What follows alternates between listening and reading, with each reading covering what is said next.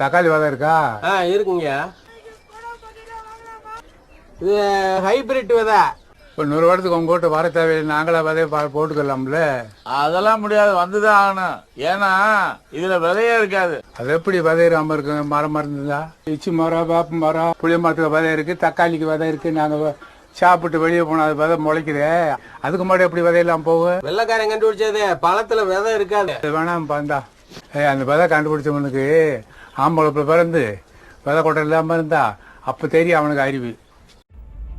இந்தியாவில் குழந்தை பிறப்பு விகிதம் என்பது படிப்படியாக குறைந்து வருவதாகவும், இதே நிலை நீடித்தால் அடுத்த 30 ஆண்டுகளில் அதிகம் வயதானவர்கள் வாழும் நாடுகள் பட்டியலில் இந்தியா இடம் பிடித்துவிடும் என்ற அதிர்ச்சி தகவல் வெளியாகியுள்ளது. தமிழ்நாட்டில் குழந்ை பிறப்பு விகிதம் கடந்த 6 ஆண்டுகள்ல 11% அளவுக்கு குறைந்து வருகிறது. வெளியாக இருக்கிற தரவுகள் அதிர்ச்சி ஏற்படுத்தி இருக்கு.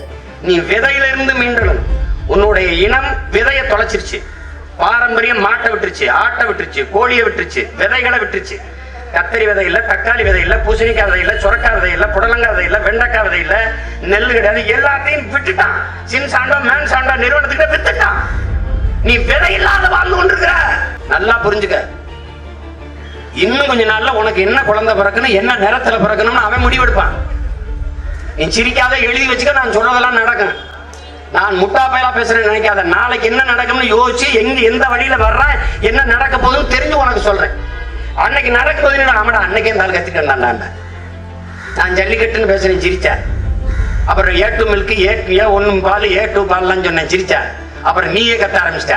A2 பால், A1 பால், நான் சிரிச்சேன். அது மாதிரி நடக்கும். ஏன் இது நடக்குதுன்னா, இந்தியா ஏற்றுக்கொண்டிருக்க பொருளாதாரம் சந்தை பொருளாதாரம். சந்தை பொருளாதாரத்தை ஏற்றுக்கொண்ட நாடு ஒருபோதும் வாழாது, வளராது. எந்த நாடு தற்சார்பு பொருளாதாரத்தை ஏற்றுக்கொண்டு உற்பத்தி பொருளாதாரத்தில் கவனம் செலுத்துகிறதோ அந்த நாடுதான் வாழும், வளரும். இந்த நாடு வாழாது, வளராது. வாழறது போல வளர்றது போல காட்டும், வாழ முடியாது.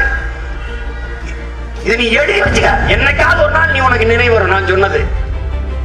இது நடக்காது.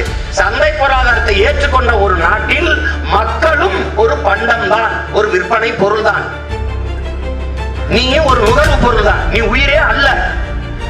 இன்னைக்கு வர்ற ஆட்சியாளர்களுக்கு நீ ஒரு ஓட்டு, அவ்வளவுதான். உனக்கு உயிர் இருக்குது, உணர்வு இருக்குது, மதிக்கவே மாட்டான்.